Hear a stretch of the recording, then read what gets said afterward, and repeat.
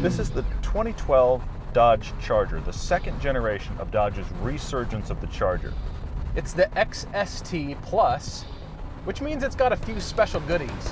The reason we had to drive this is because this is one of the first post-bailout cars from Chrysler. But the other reason we're driving it is because this car is now a party of one. Chevy no longer makes the Caprice. Ford no longer makes the Crown Victoria.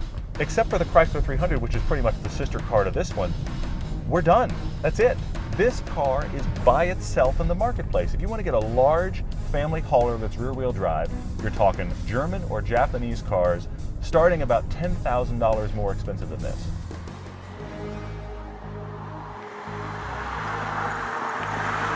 It has 8 forward gears. Now, as soon as I heard that, I thought, you know, I don't need a 17-bladed razor that connects to the internet and makes my morning espresso. But I get it. That's why Chrysler can claim 19 city, 31 highway. So that's connected to sport mode in the transmission. You get these garden tool-like little spades behind the steering wheel. And in a car where everything is enormous, why is this minuscule? Now, the other part of that equation is the engine. This is a 3.6 liter V6, and it's surprisingly powerful.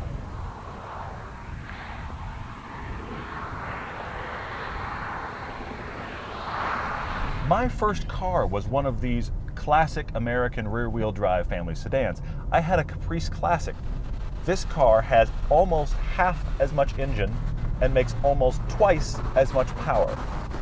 To my great surprise, here is a car with muscle car attitude and a V6 that gets the job done. You ever seen a fat person run? That's the Charger. It's fast. It's surprisingly fast. Now, it's not an amazing engine. I mean, you've got to kind of know how to work it. Below about 3,000 RPMs, it's not really paying much attention to you. And above about 5,000 RPMs, it really just wants you to change gear. But you find that sweet spot, and this really has a surprising amount of pull. I'm going to shift down about 5 gears here, and hey, wake up the V6.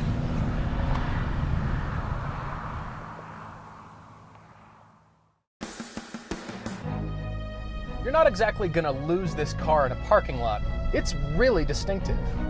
When you stand alongside this car, you start to get a sense of how enormous it really is. I mean, you've got to get into something the scale of like an Audi A8 to get into a car that is this large. The styling of this 4-door Charger is actually what the first generation should have been. This huge stamped scoop in the side doors is a direct reference back to that old '69 Charger. Chrysler originated that look, but it's become a styling cliche. The thing is, though, Chrysler went big with it, and I think it's successful. And because this car is so big, look at the wheels. These are 20s on this car. They're swallowed by the wheel wells. I love this full rear tail light on the Charger. I mean, that is a distinctive feature that references back to the original version and is iconic. It doesn't look like any other car on the road. This blacktop edition has a few extra little things to make your V6 version that much angrier. You get the blacked out wheels, you get the blacked out grille. Guess what? It's just like the name suggests. It also gets a little bit more performance suspension and these performance seats. I am actually surprised at how good these seats are. However, they're made for somebody that's way fatter than I am. How enormous is the enthusiast that is supposed to drive this car? This is like a performance car built for Santa. But as far as comfort, these are the best seats of the 3 American car manufacturers. And frankly, as astonished as I am to say it, I think Chrysler and Dodge are now offering some of the best interiors of any US automaker. There's a strange piece of plastic over the gauges that has a tendency to refract light in a kind of an odd, bulbous way, but that's pretty much the only major critique I've got of the entire instrument panel. All the surfaces are very clean, they're very pleasing shapes to the eye. It's not edgy or trendy. The door panels reflect the styling theme on the outside of the car. When was the last time you saw that, if ever? The shift knob looks like it could come straight out of an Audi. Now, it's hard to use because every time I think I'm in the right gear, but I'm not. You've got to watch because it's a toggle switch, essentially. It's like driving a mouse. However, the other place this feels like a muscle car is that at 80 miles an hour on the freeway, you feel like you're doing about 40. Unfortunately, at 40 miles an hour on a canyon road, you feel like you're doing about 180. I'm shocked this car handles as well as it does. The big problem is, it's got a heavy ass. Turn in is initially pretty good, and then suddenly this enormous body shifts through the corner and you realize, oh my lord, this is like driving a house. This can do corners fast in the same way Clydesdale could run the Kentucky Derby. It's got all the right parts, it's just really not the tool you want to pick. I just don't know that it needs to be this big. But of course, you know, we're Americans. We got Montana. You want space? I'll show you space.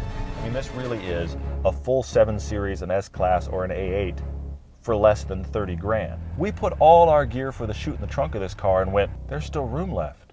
What do we prop it up against?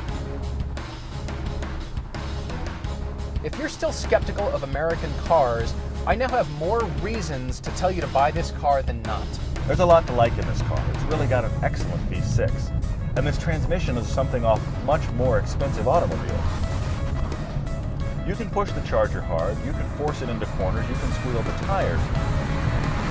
But I want to find the edges of this car about as much as I want to watch an elephant swim. Chrysler is the holdout American manufacturer making this recipe. Huge car, front engine, rear wheel drive, muscle car.